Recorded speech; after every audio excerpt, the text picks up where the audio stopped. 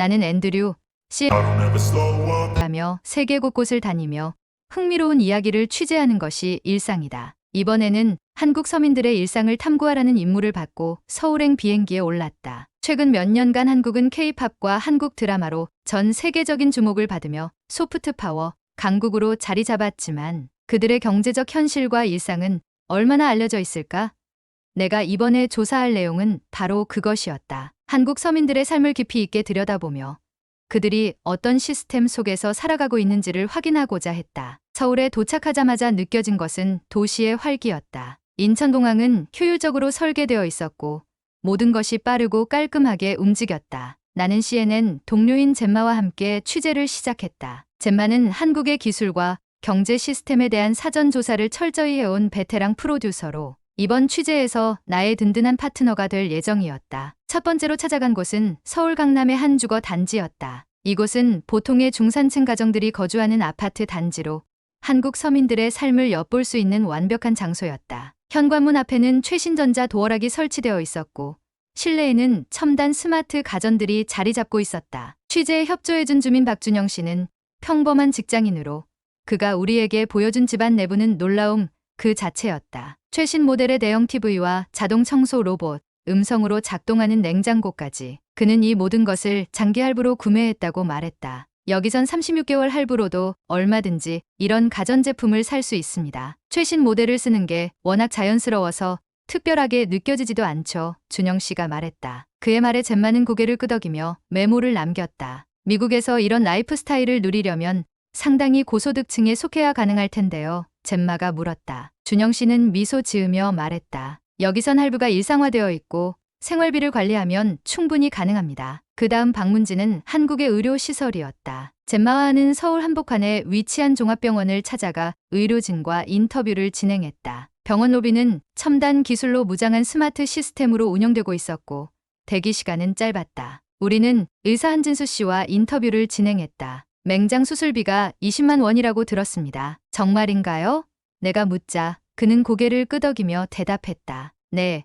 한국의 건강보험 덕분에 대부분의 의료 서비스는 저렴하게 제공됩니다. 종합건강검진 역시 10만 원에서 30만 원 정도면 가능합니다. 이 말에 젬마는 깜짝 놀랐다. 미국에선 이런 검진 하나 받으려면 몇백만 원은 기본인데요. 서울에서의 취재는 계속해서 흥미로운 사실들을 발견하게 했다. 우리는 대중교통 시스템을 체험하기 위해 지하철에 탑승했다. 매표부터 열차 이용까지 모든 과정이 빠르고 효율적이었다. 노약자와 임산부를 위한 배려석은 항상 비워져 있었고 젬마는 이를 보며 감탄을 금치 못했다. 미국에서는 이런 배려를 찾아보기 어렵죠. 정말 세심하게 설계된 시스템 같아요. 밤이 되자 우리는 서울의 거리를 걸어보았다. 늦은 시간임에도 거리는 안전하고 평온했다. 젬마는 카메라를 들고 사람들의 일상을 담아내며 말했다. 밤에도 이렇게 안전하게 거리를 다닐 수 있다니 믿기 힘들군요. 특히 여성들에게는 굉장한 안심이 되겠어요. 서울의 거리에서 느낀 놀라움은 그저 시작에 불과했다. 젬마와 하는 취재를 이어가며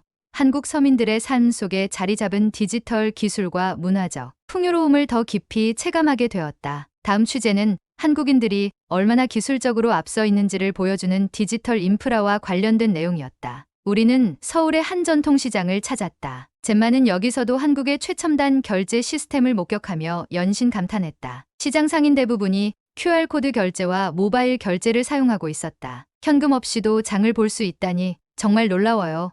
젬마가 감탄하며 말했다. 우리는 한 상인을 인터뷰했다. 그는 이제 스마트폰만 있으면 모든 결제가 가능해요. 손님들도 편하고 저희도 수수료가 적어서 좋아요라고 말했다. 젬마는 이 모습을 보고 미국에서도 이런 시스템이 도입되면 얼마나 편리할까요? 라며 부러움을 감추지 못했다. 디지털뿐만 아니라 교육에 대한 열정도 우리의 관심을 끌었다. 한국의 학원거리를 찾아간 우리는 늦은 저녁 시간에도 활기찬 학원가를 보며 경탄했다. 초등학생부터 고등학생까지 각종 사교육을 받는 모습은 외국인의 눈에 비범하게 다가왔다. 학원 강사로 일하는 김민수 씨와의 인터뷰에서 그는 한국에서는 자녀 교육이 가족의 가장 중요한 우선순위입니다. 부모들은 아이들에게 더 나은 미래를 주기 위해 모든 것을 쏟아붓습니다라고 설명했다. 젬마는 그 열정을 보며 놀라움을 감추지 못했다. 미국에선 이렇게 체계적인 사교육 환경을 보기 힘들어요. 한국 부모들의 교육 열정은 정말 대단합니다. 다음으로 우리는 한국인들이 문화와 여가를 얼마나 즐기고 있는지 살펴보기 위해 공원과 미술관을 방문했다. 한강공원에서 조깅을 즐기는 사람들과 자전거를 타는 가족들을 보며 잼마는 도시 한복판에 이렇게 잘 정비된 공공시설이 있다는 게 정말 인상적이에요. 이런 문화는 미국에서도 배울 점이 많습니다라고 말했다. 미술관에서는 다양한 전시와 체험,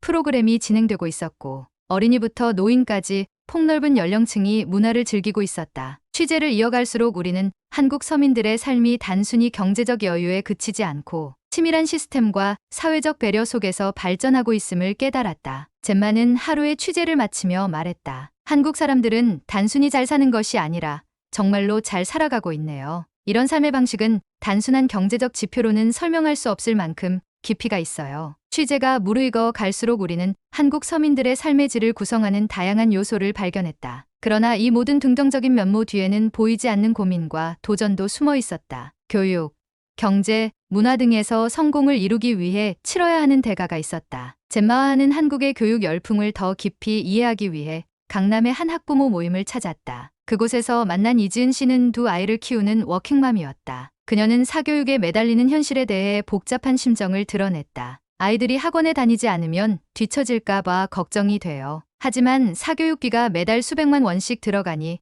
경제적으로 큰 부담이 됩니다. 다른 부모들도 모두 같은 고민을 하고 있어요. 그녀의 말에 잼마는 메모를 멈추고 고개를 끄덕였다. 미국에서는 이런 사교육 문화 자체가 낯선데 한국 부모님들은 정말 엄청난 열정을 가지고 계시네요. 하지만 그만큼 부담도 크겠어요. 교육뿐만 아니라 치열한 경쟁이 개인들에게 얼마나 큰 압박감을 주는지 체감할 수 있었다. 서울의 번화가를 걸으며 우리는 지나가는 사람들에게 인터뷰를 시도했다. 한 직장인 김성호 씨는 한국은 모든 것이 빠르게 돌아가요. 항상 경쟁 속에 살고 있죠. 최신 트렌드나 기술을 따라가지 못하면 뒤처진다는 불안감이 있어요. 라며 현실적인 이야기를 들려주었다. 그의 말은 한국 사회가 가진 경제적 성공의 이면을 보여주는 동시에 발전의 속도에 따라야 하는 개인들의 부담을 암시했다. 밤이 되자 잼마와 나는 서울의 한 고급 병원을 다시 방문했다. 이번에는 보건 시스템의 압박에 대한 이야기를 듣기 위해서였다. 병원의 의료진은 한국의 건강보험이 얼마나 잘 작동하는지 설명하면서도 의사와 간호사들이 겪는 과중한 업무에 대해서도 털어놓았다. 한 간호사는 한국의 의료 시스템은 환자들에게 훌륭하지만 의료진들에게는 지나치게 빠르고 효율적이어야 한다는 부담을 줍니다. 의료진의 번아웃 문제가 점점 심각해지고 있어요라고 말했다. 잼마는 이 이야기를 듣고 깊은 생각에 잠겼다. 한국은 정말 효율적인 시스템을 갖췄지만 그 시스템을 유지하기 위해 누군가가 희생하고 있다는 점은 부인할 수 없네요. 취재가 이어지며 우리는 한국의 삶이 단순히 질적 선진국으로 보이는 것만큼 완벽하지는 않다는 것을 깨달았다. 치열한 경쟁, 경제적 압박, 그리고 효율성을 유지하기 위한 개인들의 희생은 분명한 도전으로 남아 있었다. 잼마는 말없이 메모를 정리하며 말했다. 이 모든 이야기는 한국이 얼마나 발전했는지 보여주는 동시에 그 발전이 유지되기 위해 감수해야 하는 현실을 보여주네요. 한국에서의 마지막 취재를 마친 후 잼마와 나는 서울의 밤거리를 걸으며 이번 여정을 되돌아봤다. 한국은 경제와 기술, 문화에서 이미 세계적인 선두에 서 있었지만 그 속에는 우리가 보지 못했던 희생과 도전도 자리 잡고 있었다. 그러나 이 모든 것이 한 가지 사실을 분명히 보여주었다. 한국은 단순히 성장한 나라가 아니라 진정한 선진국으로 자리 잡았다는 것이다. 통해 전 세계 시청자들은 한국 서민들의 삶을 보며 감탄을 금치 못했다. 최신 가전제품과 유럽 여행을 할부로 누리며 저렴하고 효율적인 의료 시스템을 활용하고 밤에도 안전한 거리를 걷는 한국인들의 일상은 단순히 경제적 풍요를 넘어 시스템과 문화의 성숙함을 보여주었다. 이 모든 것이 대한민국이라는 나라의 강점을 여실히 드러내고 있었다. 특히 저렴하면서도 수준 높은 의료 시스템과 빠르고 편리한 대중교통은 미국 시청자들에게 큰 충격을 주었다. 잼마는 방송 말미에 말했다. 한국은 경제적 성장을 넘어서 시민들이 실제로 체감할 수 있는 삶의 질 향상을 이루었습니다. 이건 단순한 정책이 아니라 문화와 철학의 결실입니다. 그녀의 말은 CNN 시청자들 사이에서도 큰 반향을 일으켰다. 한국 서민들의 삶은 이제 전 세계에서 선망의 대상으로 자리 잡았다. 치열한 경쟁과 과도한 사교육 같은 도전 과제들이 남아있지만 이를 극복하며 지속적으로 발전하고 있는 모습은 대한민국의 저력을 보여준다. 한국은 과거의 어려움을 딛고 세계적인 리더로 부상했으며 이제는 단순히 잘 사는 나라가 아니라 다른 나라들이 본받고자 하는 모델로 자리매김하고 있다. 젬마와하는 마지막으로 한강을 바라보며 다음 방송 내용을 논의했다. 나는 그녀에게 말했다. 한국은 단순히 기술로 놀라운 나라가 아니라 사람들의 열정과 시스템의 조화로 진정한 선진국을 이뤄낸 나라예요. 이번 취재로 그 점을 전 세계에 알리게 된 것이 정말 뿌듯합니다. 젬마는 고개를 끄덕이며 미소 지었다. CNN 방송 이후 미국에서도 한국의 시스템과 문화를 배우려는 목소리가 더 커질 겁니다. 한국은 이제 단순한 국가가 아니라 세계적인 교과서 같은 존재죠. 그렇게 한국은 이번 취재를 통해 진정한 질적 선진국으로서의 모습을 전 세계에 알렸고, 대한민국이라는 이름은 또 한 번 글로벌 무대에서 빛났다.